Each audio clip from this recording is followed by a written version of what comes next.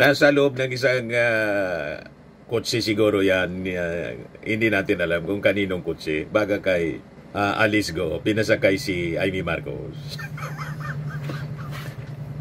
So dito ninyo mga kababayan, maintindihan kung bakit ang daming nagagalit sa ating Pangulong Bongbong Marcos. Kasi nilabanan niya lahat ng illegal na nag-thrive during the previous administration. At isa dito yung Pogo. At yung Pogo, mga Chinese ang karamihan sa mga involved. So hindi na tayo magtataka mga kababayan. Kung limbawa may foreign actors na nagpupundo, yun ang lumalabas ngayon sa mga kwento.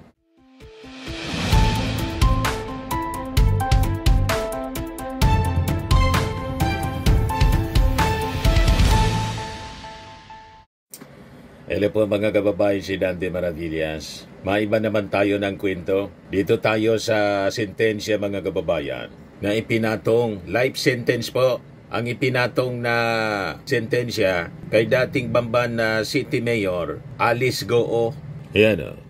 So pag-usapan natin, ito pong isyong ito mga kababayan. So, sabi dito sa report ng Inquirer, Alice Go gets life sentence for Pogo link trafficking.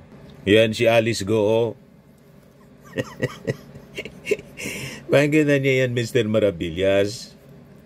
Kasama si Amy Marcos. Magkakilala sila.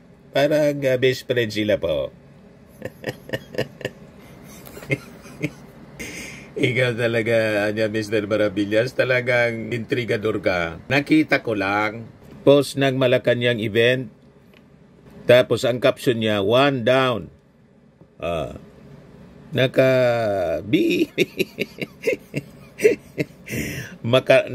Marcos side pero on the side of on the side of ang kasama si Amy Marcos. Nasa loob ng isang kotse siguro yan. Hindi natin alam kung kaninong kotse. Baga kay Alice Go, pinasakay si Amy Marcos. So dito ninyo mga kababayan, maintindihan kung bakit ang daming nagagalit sa ating Pangulong Bongbong Marcos. Kasi nilabanan niya lahat ng illegal na nag-thrive during the previous administration. At isa dito yung Pogo. At yung Pogo, mga Chinese ang karamihan sa mga involved. So hindi na tayo magtataka mga kababayan. Kung limbawa may foreign actors na nagpupundo, yun ang lumalabas ngayon sa mga kwento. May foreign actors daw na nasa likod ng pagpupundo para patalsikin yung ating Pangulong Bongbong Marcos. Ang dami kasing nasagasaan na mga illegal activities other than during his administration ngayon, yung mga kilalang personalities tulad ni Kibuloy na kulong, si Tebes na kulong, at ang pinakang matindi, yung dating Pangulo na deliver padahig sa ICC. Kaya sabi nga po ni Attorney Falsis, maganda yung statement post ngayon ni kahapon pala ni Attorney Falsis, isang political commentator. Ito yung sabi ni Attorney Jesus Falsis. Sabi niya, Executive Secretary Lucas Bersamin says he did not resign, but he was told to go. So he was fired by BBM then. Now that is political will. Even DDS Attorney Salvador Panelo admits as much when I interviewed him. Now arrest Bato, jail Cheese, Joel, and Jinggoy, and impeach Sara. BBM has caused the arrest of powerful cult leader Pastor Kibuloy, and of course the arrest of popular but corrupt former President Rodrigo Duterte. Believe that BBM is a weak president at your own risk, mga DDS. Maniwala niya kayo, sige, ituloy ninyo ang inyong paniwala. Ang ating Pangulong Bongbong Marcos is a weak leader. Kuting nga ang tawag nila, kuting. Weak leader, lame duck, president at your own risk. Na maintindihan na ninyo kung bakit pinagkakaisahan yung ating Pangulong Bongbong Marcos. Kasi nilalabanan niya yung mga powerful syndicates dito po sa ating bansa. Mga illegal activities dito po sa ating bansa tulad ng Pogo. At ang latest nga po, itong si Alice Goo, dating Bamban City Mayor, na sentensyahan na po na makulong for life. Si Alice Goo po, Chinese, napatunayan na Chinese, pero naging mayor po ng Bamban. You see? So hindi tayo magtataka, mga kababayan, kung may mga foreign actors funding for the ouster ng ating Pangulo. Ito yung report. Foreign-funded rallies are treasonous, says Malacanang. Should it be proven that anti-government protests are funded by foreign actors, this will be considered as betraying the country, sabi po ng Palasyo Malacanang. Palace Police Officer Claire Castro said the military and police are still investigating the matter. Sabi niya, kung may katotohanan at makikita po sa kanilang pag-imbestiga na foreign-funded itong kanilang sinasagawang rally, masasabi po nating ito ay pagtataksil sa bayan. Castro said that it was not right for other countries to enter the Philippines political issues. Armed Forces spokesperson Rear Admiral Roy Vincent Trinidad said the military was looking into all the possibilities when it came to funding. Pinagkakaisan po yung ating Pangulong Bongbong. At ito na nga po, isa sa mga pinakang matinding issue, yung sa Pogo, na alam naman po natin, ang involved dito sa Pogo, mga kaalyado ng mga Chinese nationals na operators po ng Pogo dito sa ating bansa. Inistorbo po ng ating Pangulong Bongbong kasi alam naman natin po kung ano yung masamang epekto sa atin. Ito yung mga nilabanan ng ating Pangulo na hindi nagawa ng mga previous administrations. Lalo na po yung Duterte administration kung saan talagang nagfiesta po ang mga illegal activities sa ating bansa tulad ng Pogo. At you just imagine, isang Chinese national naging mayor ng isang municipality dito sa ating bansa, yung Bamban, Tarlac. O ito na nga po, ang latest na balita na sentensya ng life si Alice Goo.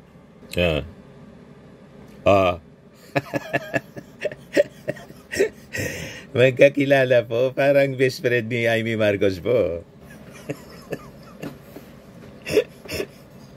Talaga niya, Mr. Maravillas. Nakita ko nga lang, mga kababayan, biglang lumitaw. Biglang lumitaw yung picture ni Alice Goo kasama si Amy. So, ang sentensya, mga kababayan, to life imprisonment, may relasyon sa kanyang pagkasabit sa human trafficking case. Yan was sentenced on Thursday to life imprisonment kahapon po for organizing and directing a web of associates to commit human trafficking. In an 11-page decision, the Pasig City Regional Trial Court, RTC, found Goo, as known as Goo Wap Ping, guilty beyond reasonable doubt of qualified trafficking, and ordered her and her co-accused to pay a 2 million fine each and compensate several trafficking victims who filed the complaints. Justice Undersecretary Nicolas T. said the landmark decision, the country's first conviction under the expanded anti-trafficking laws provision on organizing and directing others to commit human trafficking, could be used in other pending Pogo-related cases. This include a case in Porac, Pampanga, where the former presidential spokesperson Harry Roque is implicated. Kaya mga kababayan, walang tigil sila sa pag-destabilize sa Marcos administration at si Harry Roque mismo atat na makaupo si Sara Duterte kasi sabit siya sa mga kaso related dito kay Alice Goo, mga kababayan. At pag si Sara Duterte nakaupo, lahat ng mga kaso nila, pati itong sa flood control, anomalies, flood control scandal, wala na to. Tigil ang lahat ng investigasyon, mapapawalang saysay, mga kababayan, yung kaso. Lusot yung lahat ng mga korap. Ano ba? Itigil ang gulo, tuloy ang korupsyon. Yan ang mga yun po ang magiging slogan na itigil ang gulo, tuloy ang korupsyon. Kaya sila nang gugulo, mga kababayan, at gustong tanggalin yung ating Pangulong Bongbong Marcos. Ang dami pong nasagasaan ng weak leader. Ang daming nasagasaan. Kaya huwag kayong nagpapaniwala dito sa mga political propaganda nila against the president. Purposely gusto talaga nilang tanggalin. Kasi ang daming nasagasaan. Sa pogo, mga illegal activities, at sa flood control, anomalies. Ang daming politikong sabit. Ano ba? Kaya pinagkakaisan po yung ating Pangulong Bongbong Marcos, and there is a foreign hand na nasa likod po, nagpupundo sa mga destabilization na to. Kasi mga nationalities nila na may interest dito sa ating bansa sa mga illegal activities ang nasagasaan, other than pa yung issue sa West Philippine Sea. Di ba po? Masalimuot po itong kwentong ito. Kaya kung ano-anong mga kwentong kasinungalingan po ang kanilang pinalilitaw, siraan lang po yung ating Pangulong Bongbong. So sabi dito, that's our theory, so we can implicate people who even if they were not the ones who physically hurt, recruited, or exploited the trafficking victims themselves, were still involved in establishing the organization where the human trafficking took place and get them convicted, sabi po ni T. The Pasig City RTC Branch 167 also convicted Jemelyn Santos Cruz, Rachel Malonzo Carion, and Walter Wong Rong for organizing trafficking activities inside the Baofu compound, where the raided Son Juan Technology Pogo Hub was located. The court found Wang Willie, Wodong, Nong Dinggang, and Lang Supu guilty of acts of trafficking committed against the victims. 8 others were acquitted. The ruling, penned by presiding judge Anilin Medes Cabilis, detailed how Goo, also with 3 co-accused who remain at large, Wang Siyang, Sang Rojin, and Bao Ying Lin, organized and financed Baofu, then directed others to engage in forced labor and their online scamming business at the Tarlac compound. The court said Goo and 3 fugitives were the beneficial owners of the raided Pogo Hubs, Hong Sheng and Son Juan, both located within the Baofu compound.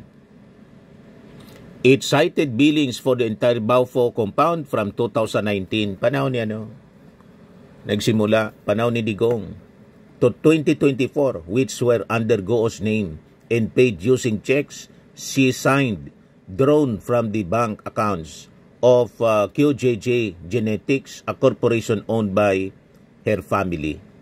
The court also discussed how the traffickers took advantage of the complainants' vulnerabilities, with some victims deceived and intimidated by Goo and her cohorts. Kaya po, huwag palilin lang sa angelic face ni Alice Goo. Sabi kasi sa Bible, beware of wolves in sheep clothing.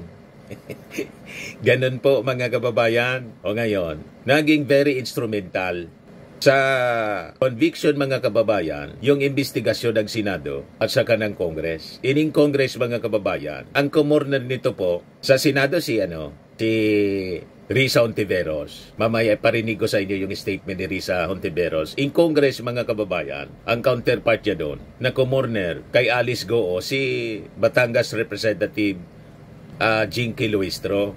Ayan po. Si Jinky Luistro. Do you know Ru Chin Zhang? I invoke my right against self-incrimination po, Your Honor. But again, I pending wish to case po. remind you, Miss Alice, of your earlier statement. Ang sabi mo, hindi ka sasama sa isang negosyo kung hindi mo kilala at pinagtitiwalaan ang mga fellow incorporators mo. Your Honor, since may pending case po. I understand. Opo. Now let us proceed to the third incorporator, Zhang Wang. Do you know him? I invoke my right po ulit, Your Honor. For the information of the committee, Mr. Chair, ito pong si Bao Ying Lin, fellow incorporator ni Alice Goo sa Baofu Corporation, is convicted of 3 billion Singaporean dollar money laundering. And this after she made the statement na hindi siya sasama sa isang negosyo kung hindi niya kilala at pinagtitiwalaan ang mga kasama niya. With respect to Ru Chin Zhang, Mr. Chair, he is likewise convicted of 3 billion Singaporean dollar money laundering. Again, this is after her statement na hindi siya sasama sa isang negosyo kung hindi niya kilala at pinagtitiwalaan ang kasama niya. The third incorporator, Jiang Wang, Mr. Chair, used to be with Hongsheng Corporation, whom after the 2023 raid was charged of the crime of cyber crimes. Again, this is after the statement of Miss Alice Goo na hindi siya sasama sa isang hanap buhay kung hindi niya kilala at pinagtitiwalaan ang mga taong kasama niya. I wish to manifest, Mr. Chair, that this representation humbly submit that Miss Alice Goo purposely ran for public office in spite of her knowledge that she is not qualified, she being a Chinese national, to be able to welcome business establishments which she believes will bring growth and prosperity to the people of Banban. And this business establishments includes Hongsheng, a POGO operator, and Yun Zuwan, also a POGO operator. As a matter of fact, Mr. Chair, dito po sa location ng dalawang company na to, which lease the property of Baofu, with whom Ms. Alice transferred her land in exchange of shareholdings sometime in 2021, while maintaining control of the same after the same date. Dito po nahuli ang maraming Chinese nationals who are now charged of the cases of money laundering and even qualified human trafficking, Mr. Chair. Your Honor, if I may, just... So, naintindihan na ninyo mga kababayan, masalimuot po itong issue sa ating Pangulong Bongbong Marcos. Kaya napag-iinitan ng masyado at lumalabas po sa mga investigation ngayon. Foreign funded po ang destabilization. Ang daming sangkot kasing mga Chinese at may naging mayor na Chinese. Si Alice Goo na ngayon sentensyado for life sa kasong human trafficking. Ganon katindi po ito, mga kababayan. Yan o. One down. Sabi ni Risa Ontiveros, the conviction of Alice Goo, aka Go Waping, is a victory against corruption, human trafficking, cybercrime, and many other transnational crimes. Bilang chairperson ng Senate Committee on Women, Children, Family Relations, and Gender Equality na nanguna sa investigasyon, this makes me feel hopeful about the work we do. But it is far from over.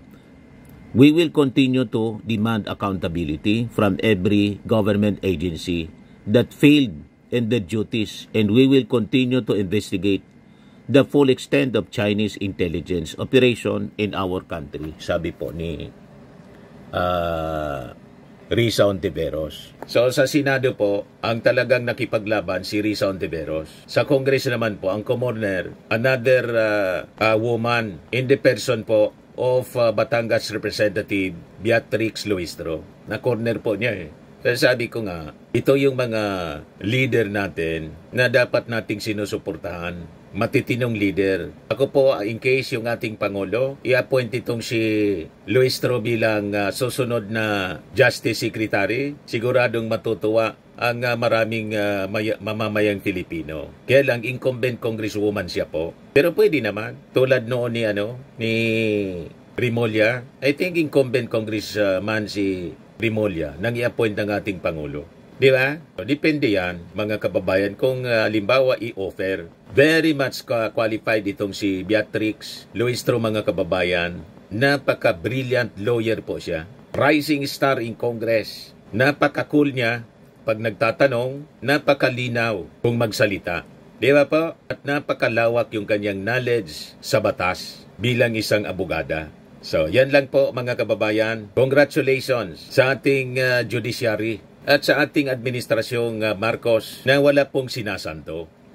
Sa mga naghanap ng malinis and spacious fitness gym, pumunta lang po kayo sa aming Colossal Fitness Gym. We also offer Grab Car Rental with our brand new 2023 model ng Toyota Innova.